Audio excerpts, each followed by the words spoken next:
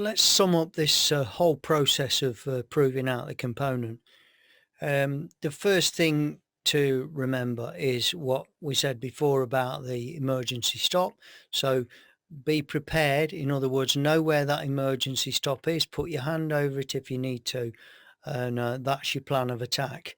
If something goes wrong, hit that emergency. All the tools and tooling needs to be ready. So you need to check that all your cutting edges are nice and sharp. If you've got tools with inserts in, that the inserts are in good condition, or the nice new inserts. All the tools should be measured, so they're all ready to go. The other thing is the coolant supply to all the tools. So make sure that all the tools have got a good coolant supply, that your pipes are all set up and ready, and check that coolant supply to the tool. All the datums and work offsets need to be set for each component. And then the component should be secure and ready to machine, and the work holding, the vise or whatever your fixture that's holding your component should be secure and ready to work. And the other thing is that check that you've got good visibility. So all the windscreens on the machine, all the screens are nice and clean. You've got a really good view of the component, and all your guarding is clean and secure, and you're happy with that. And then with regards to the control panel, we need to have the feed rate overriders at 100%, the spindle overriders at 100%, and then your rapid override, this needs to be down at its minimum setting before you start.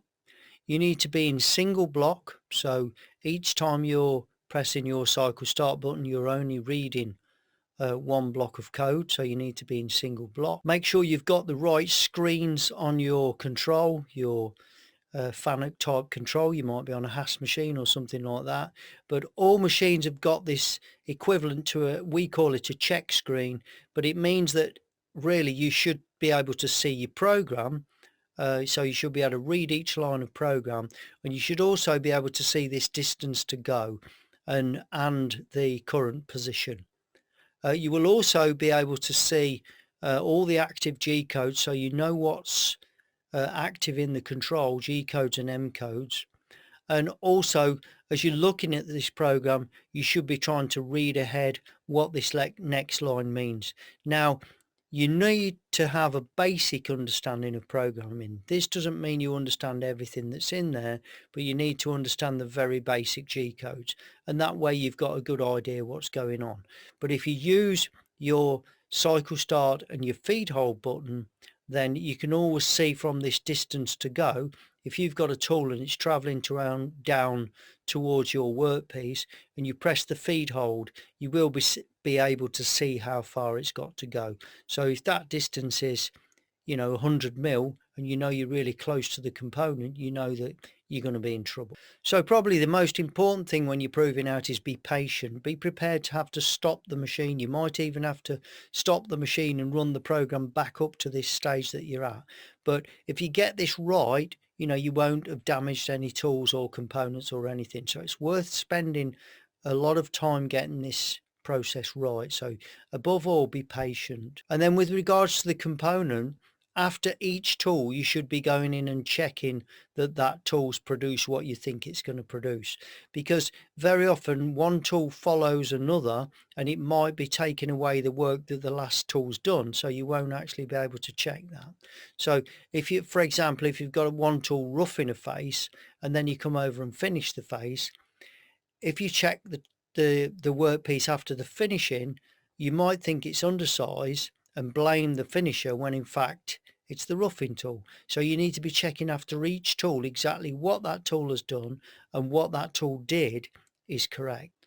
So that sums up proving out, and that's the safest way that you can prove out. But safety is the most important thing. So do not work a machine where the guarding is compromised in any way. You shouldn't be able to do any of this with the door open. And if you're not happy with it, don't do it. Just refuse to do it. If it feels unsafe, then I'd say almost definitely it is unsafe.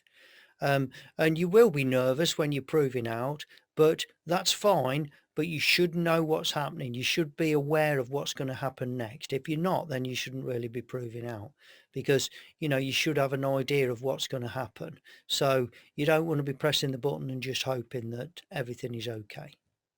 So in preparation, you need to read the CNC program.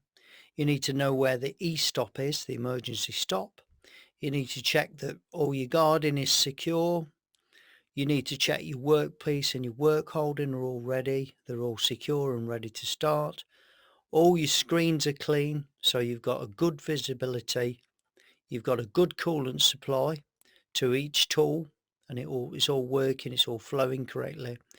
All the tools are set and ready to use. You've got good cutting edges, and your work offset, your work datum is set.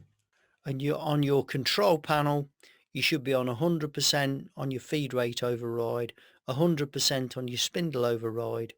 You should have your single block active, and you use the cycle start and the feed hold to stop and hold the program and then move it forward. Your rapid override should be on its minimum setting so that you've not got any scary rapid moves going on. And then your display on your programming side, you should have what's called a check screen or something similar, and you should be able to see the current position. You should be able to see the distance to go. You should be able to see all the modal information, and you should be able to see the program.